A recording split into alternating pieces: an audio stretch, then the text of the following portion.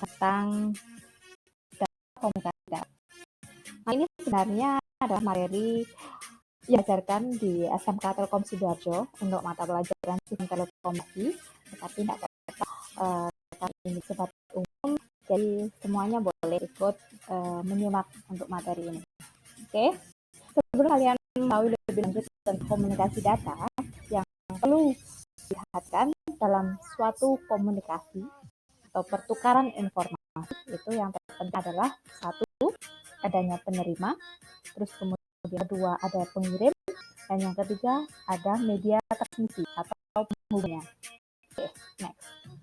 Pengertian komunikasi secara umum adalah apabila kita berkomunikasi atau melakukan tukar balik informasi antara manusia atau antara dua orang atau lebih. Komunikasi secara umum itu adalah tukaran informasi. Terus kemudian yang dimaksud dengan komunikasi data itu adalah pertukaran informasi yang dilakukan oleh device tertentu. Misalnya, handphone kita mengirimkan informasi dan akan diterima dengan handphone orang lain, atau handphone kita mengirim informasi diterima oleh laptop atau komputer untuk device penerimanya. Nah, komunikasi antar perangkat-perangkat tersebut disebut komunikasi digital. Selain itu, komunikasi data dimaksudkan adalah pertukaran informasi atau sumber daya antara beberapa device. Jadi, apabila kalian data untuk handphone dan laptop, itu juga termasuk salah satu contoh dari komunikasi data. Kemudian, komunikasi data sendiri itu nanti akan menggunakan informasi berbentuk digital atau sinyal digital.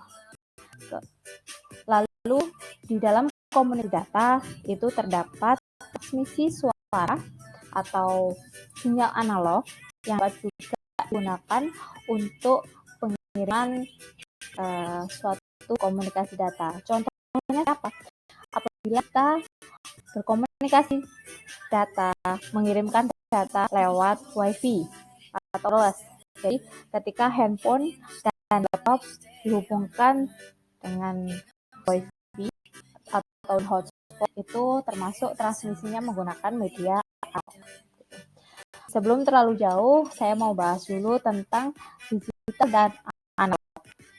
Seperti yang kalian ketahui bahwa bentuk sinyal itu ada, yaitu sinyal digital dan sinyal analog.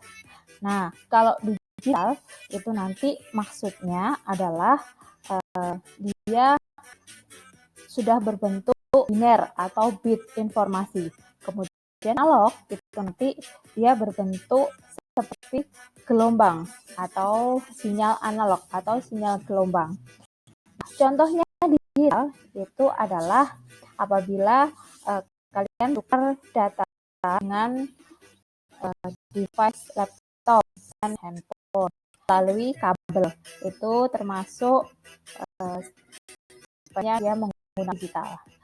Kelebihannya tentu pasti banyak kelebihan, di antaranya lebih cepat, tapi kekurangannya adalah apabila kita menggunakan data lewat media digital nanti akan rawan error. Nah, untuk sinyal analog itu contohnya adalah flash, jadi sinyal yang tidak dapat atau sinyal gelombang elektromagnetik termasuk juga sinyal analog seperti itu. Terus kemudian seperti ini, analog dari suatu sistem komunikasi data adalah seperti ini. Apabila kalian mempunyai beberapa macam laptop, komputer dengan yang bermacam-macam, ada Apple, ada Linux, ada Microsoft dan lain sebagainya. Kemudian kalian punya radio atau tower, terus ada handphone dan lain sebagainya. Nah, beragam device ini akan membentuk suatu komunikasi adalah supaya semua ini berkomunikasi. Padahal mereka dari bakat yang berbeda. Jadi mereka mempunyai spesifikasi yang berbeda. Nah, seperti ini juga untuk analog. Ini ada yang ngomong dengan beda. Terus kemudian ini juga ngomong pakai bahasa Jawa. Nah, ini ngomong bahasa. Terus kalau ini berkomunikasi seperti apa?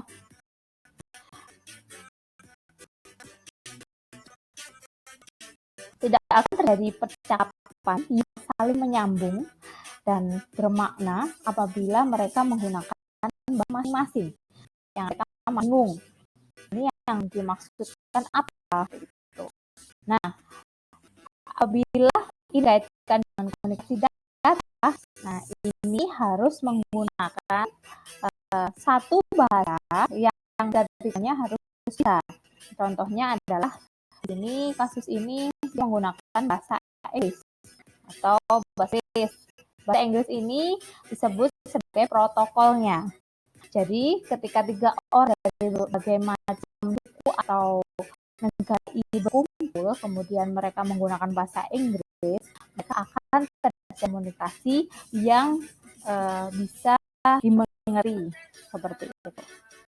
Nah, sama juga halnya seperti yang jadi mereka harus menggunakan satu protokol yang harus disetujui dan harus diketahui oleh berbagai macam protokol yang sama seperti itu. Itu contoh untuk protokol. Jadi protokol komunikasi atau komunikasi data itu maksudnya adalah aturan dan perjanjian yang mengatur pertukaran informasi antar komputer. Jadi ketika komputer dan handphone saya nanti berhubungan, itu dia menggunakan satu protokol yang harus dimengerti oleh keduanya. Seperti itu. Nah, untuk sintaksnya, dia susunan for dan polanya dia adalah contohnya seperti ini. Jadi ada header, seperti ini adalah protokol. Nah, dalam komunikasi data, protokol seperti apa? Kita bahas selanjutnya ya. Dalam komunikasi data itu terdapat protokol yang disebut disebut sebagai OSI layer. Ya, OSI layer ini ada 7 lapis di tukaran untuk setiap pertukaran data antara dua device atau dia menggunakan prinsip sebagai berikut. Harus di lapisan ini lapisan layer, kemudian ada dating layer, selanjutnya ada net layer, kemudian ada presentation layer, aplikasi layer. Ini ada di layer paling bawah. Layer pertama namanya adalah data link. Jadi untuk layer aplikasi ya. Paling bawah, nah ini ketika satu komputer dengan komputer lain itu berhubungan dengan kabel, berhubungan dengan kabel. Nah, bit ini masuk ke physical layer. Kemudian setelahnya itu kali layer. Kalau dari data itu akan membentuk jadi berapa dia frame, kemudian dia frame lewat lapisan data link. Selanjutnya, kalau dua komputer berhubungan itu nanti akan menggunakan box hari. Nah, nanti bikin adalah paket informasi. Informasi sudah dalam bentuk paket. Contohnya ini adalah ketika kita mengirim suatu paket, ya, kirim satu paket dari TNI. Itu banyak itu maksudnya kemudian kalian bungkus menjadi satu paket atau dengan frame. Nah, kemudian nanti setelah dari itu akan yang namanya paket. Itu adalah beberapa frame yang dihubungkan jadi lagi yang dihubungkan melalui network namanya paket. Setelah dari paket di layer itu nanti yang dikirim adalah segmen. Jadi data itu sudah tersegmen-segmen. Kemudian kalau di session itu sudah bentuknya adalah data ke atas sampai dengan aplikasi adalah untuk yang dikirimkan adalah sebagai data seperti itu. Oke, di dalam pembagian OSI layer itu ada yang namanya host layer dan media layer. Maksudnya seperti apa? Layer itu terdiri dari 4 jenis, yaitu layer teratas itu yang menjangkau pengiriman data secara akurat antar perangkat. Jadi data yang dikirimkan itu harus dijamin sampai dan benar. Nah, ini namanya layer. Kemudian selanjutnya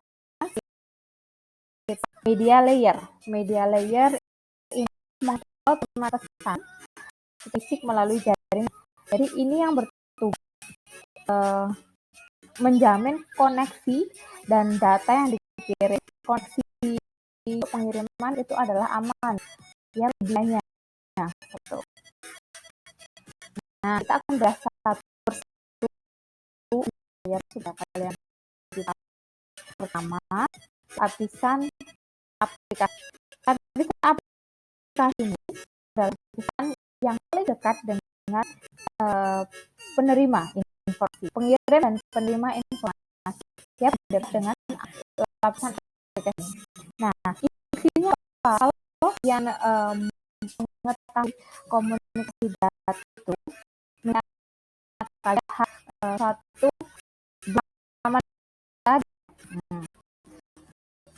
masuk di aplikasi.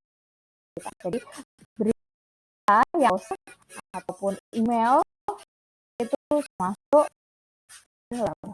itu paling paham oleh user atau penerima dan pengirim. Selanjutnya adalah ini contoh call di application layer itu banyak sekali, antara lain ada email, kemudian TCP/IP, terus ada protokol SMTP, TV. Nah, apa saja itu nanti dibahas di tutorial selanjutnya. Web browser, email. Oke, kemudian selanjutnya di dunia telekomunikasi komputer itu dia ada 2 protokol sebenarnya. Ada yang pakai 2 layer tadi, ada yang menggunakan 4 layer. 4 layer dalam aplikasinya itu maksudnya adalah TCP/IP protokol. Nah, 4 layer ada aplikasi transport IP dan service. Oke, ini adalah gambar dari bedanya yang OSI layer tadi sama TCP/IP. Sebenarnya ini sama, cuma ada putarannya yang beda. Data sama dia dan satu ya network yang ini layarnya jadi kita lanjut untuk masalah presentasi atau presentasi ini dia fungsi untuk membedakan format data atau besar. Jadi ada di RPS ini dia ada seperti tanya. Kalau saya lihat gambar nanti ya ada teks, terus ada ASCII. Nah itu udah masuk ke layer kan. Oke. Terus selanjutnya ada layer sesi atau pada layer ini intinya ada proses atau proses membuka anak yang penting.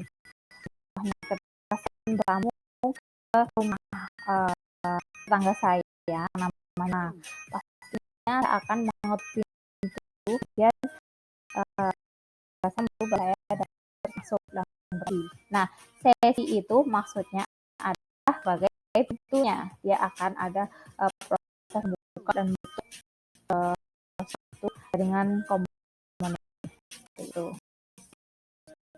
Kemudian yaitu transport. Layer transport ini nanti akan lebih banyak dibahas tentang paket-paket data tadi.